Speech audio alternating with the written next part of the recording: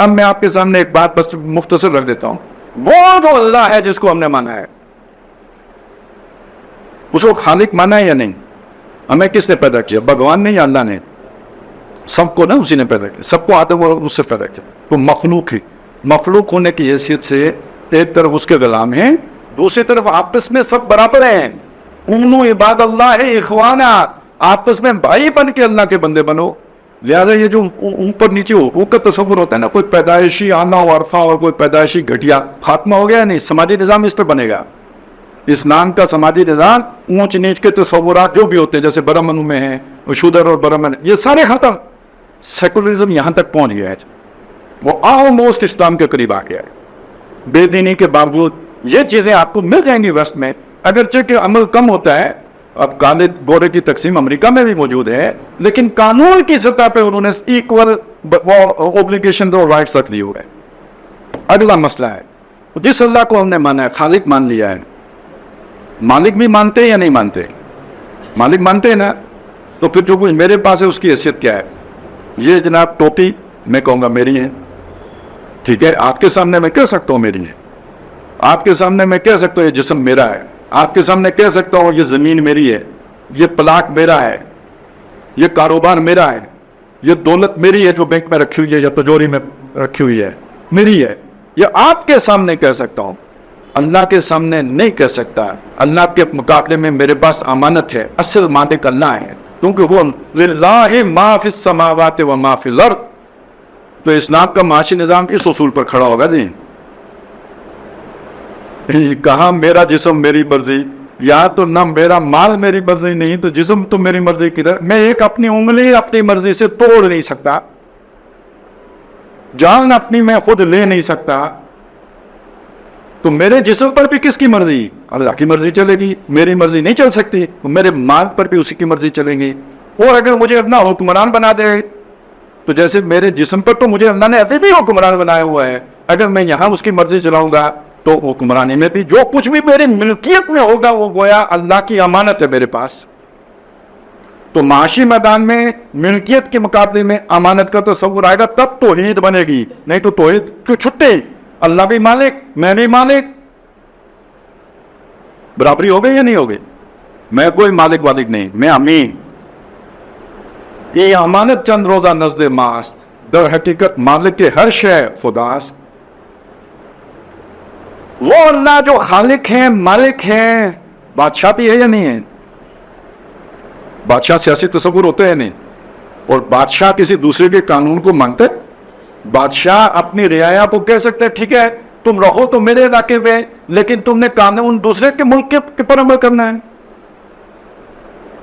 تو اگر کوئی یہ سمجھے اللہ کو ماننے کے بعد کسی اور کے قانون کا بھی کوئی دخل ہو سکتا ہے سیاسی معاشی سماجی میدان میں, تو یہ سمجھا ہی نہیں.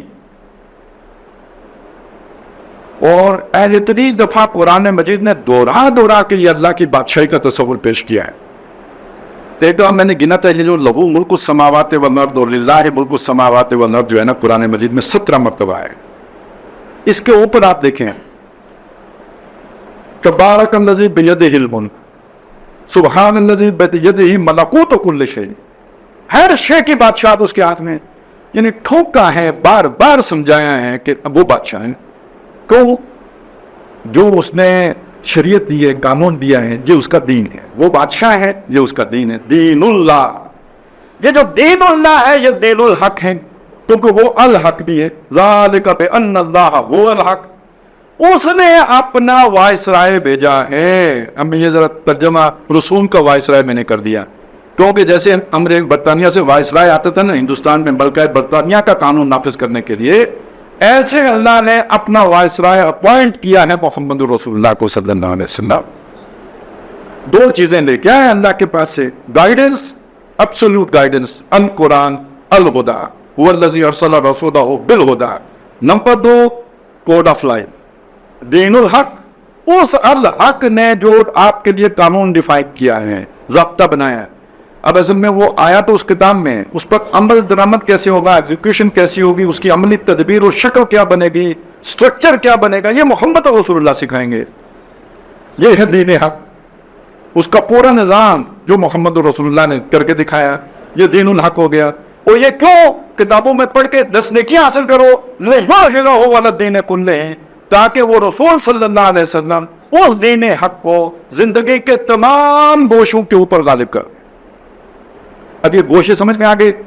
یہ 3 پہلے والے، 3 اجتماعی والے، 6 گوشے، 6 کے 6 پر اللہ کا دین غالب ہو جائے. قاتلوہم حتی لا تکون فتنۃ، لڑو ان سے جب تک کہ ان کا فتنہ نہ ختم ہو جائے. وَيَكُونَ الدِّينُ كُلُّهُ لِلَّهِ، دین سارے کا سارا اللہ کا نہ ہو جائے. اب یہاں دین کا مطلب کیا؟ زندگی ساری کی ساری اللہ کی تابع داری میں آ جائے، ہر گوشہ اللہ کی تابع داری میں آ جائے. اچھا یہ بات آپ اب ذہن میں لائیں. ہمارا تو چونکہ سوچ ہی محدود ہو گئی، اس موٹی اینک سے جب ہم لگا کے دیکھتے اس سے آگے ہمیں دکھتا ہی نہیں. تو دین بھی ہم نے اتنا ہی بنا لیا جتنا ہی موٹے ابسو سے ہمیں نظر آتے ہیں.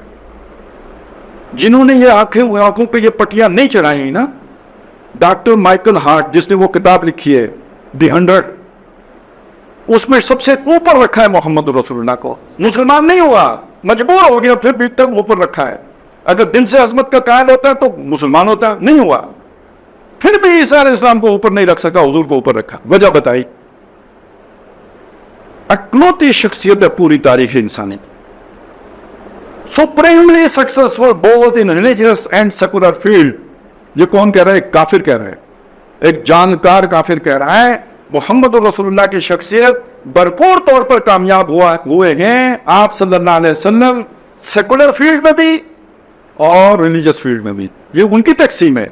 ہم جب دین کا لفظ بولیں گے تو چونکہ محمد رسول اللہ وہ خود مانتا ہے کہ دونوں میدانوں میں بھرپور طور پر کامیاب ہوئے، تو ہمارے لیے تو دین حق یہ دونوں ہو گئے.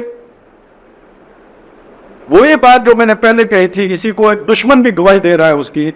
اب ہم کیسے کہہ سکتے ہیں کہ اسلام میں سیکولرزم کی کوئی گنجائش ہے کہ لوگ اپنی مرضی چلائیں، میرا جسم میری مرضی چلائے، میرا مان میری مرضی چلائے، میری حکومت میری مرضی چلائے؟ نہیں چلا سکتے جب اللہ کا دین آ گیا. الیوم اکملت لکم دینکم واتممت علیکم نعمتی ورضیت لکم الاسلام دینا.